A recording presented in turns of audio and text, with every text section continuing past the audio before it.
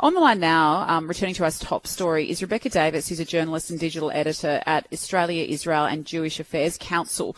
And I wanted to get her on. I've spoken to Beck a number of times on this program in the past. Just this reaction to a group of Jewish boys who we now know, after speaking to one of the fathers, Chaim, they were studying at night and they're walking home. This is something all of our children in Melbourne should be able to do in a small group and do so safely without being subject to, firstly, vile racist abuse, but secondly, have a ute attempted to mow you down in the street, mow your children down simply because these kids look Jewish. It's disgraceful. Beck, thanks for being on the program. Jacqui, thanks so much for having me. Okay, so I guess firstly, your reaction and the reaction of the broader community when you see footage like this. I don't know where to start, Jacqui. I feel like I'm having the same conversation on repeat, and I have done over the past 2 years. I remember speaking to you very soon, actually, after October 7, and we already saw an uptick in anti-Semitism in all our communities in Melbourne. Sydney, we saw what happened on the steps of the Opera House. And unfortunately, that anti-Semitism has been allowed to fester in every area of our society, from our streets, protests that have gone unchecked, hate speech, incitement, our universities and the health system, unions, media, social media, arts, businesses, the left, right, Islamist extremism. You've had it at every angle. And when you have that sentiment being allowed to just fester over a period of time, you start to see that those words turn into action. And obviously we saw the horror that unfolded in Bondi, but we've seen incidents like this on our very streets in Melbourne. So when I see this again, I'm again horrified, but it's another day of being a Jewish Australian, and it pains me so much to say that.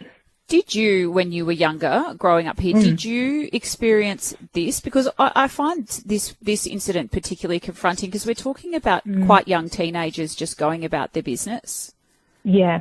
So I guess my story is a little bit different, Jacqui. I actually grew up, I was in rural New South Wales for part of my childhood. I was the only Jewish person, and we only received love from our small community. And regional Victoria, I grew up for a lot of my my young years in Bendigo. Again, the only Jewish person there, my family. I guess in those experiences, I was certainly aware of anti-Semitism, was something I encountered more on a kind of microaggression level, or just little comments here and there.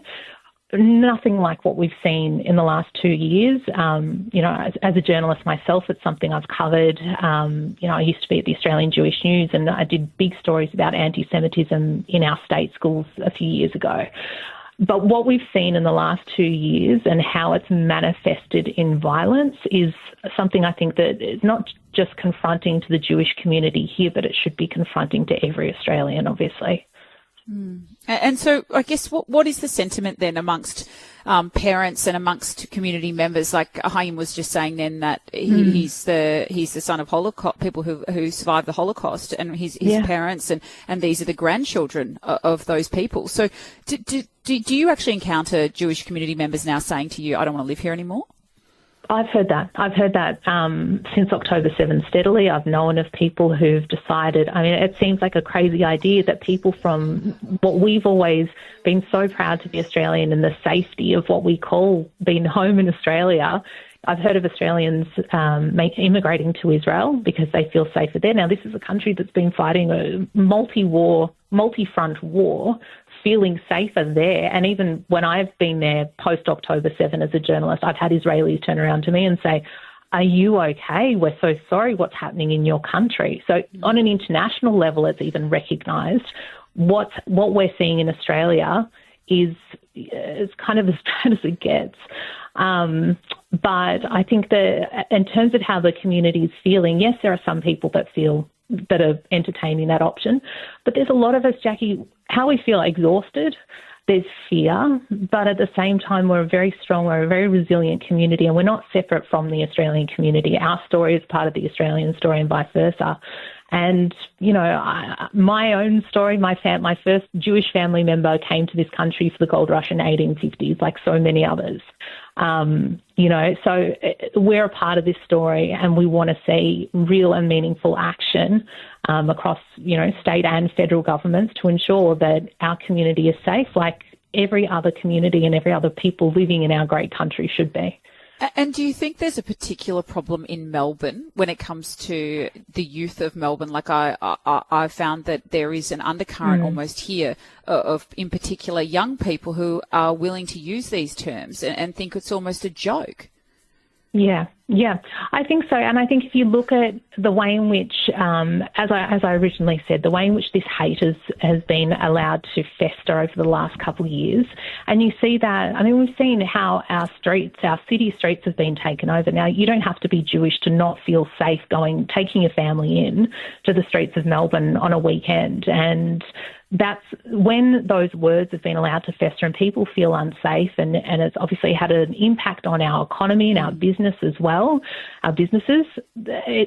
Words we know, and if anyone knows anything about history, they have consequences.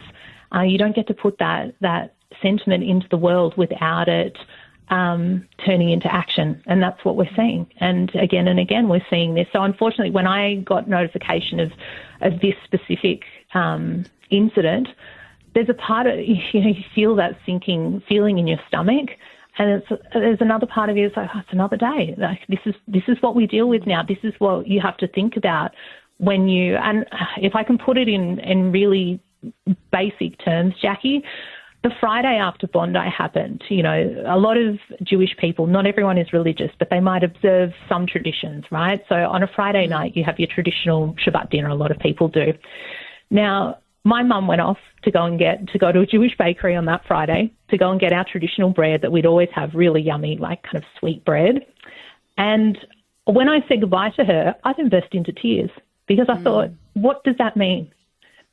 Like, you understand what I'm saying? What does that mean for my mum just to go as a Jewish woman to a Jewish bakery to go and get bread, which we do every week?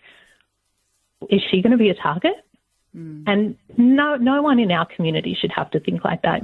Greeks that go shopping in Oakley, they shouldn't have to think, am I going to be targeted because I'm a Greek Australian, or Chinese shopping in Box Hill? Like, that's not Australia. No, it's not. I'm so sorry. That is Rebecca Davis, a journalist and digital editor at the Australia, Israel and Jewish Affairs Council. Really appreciate your time.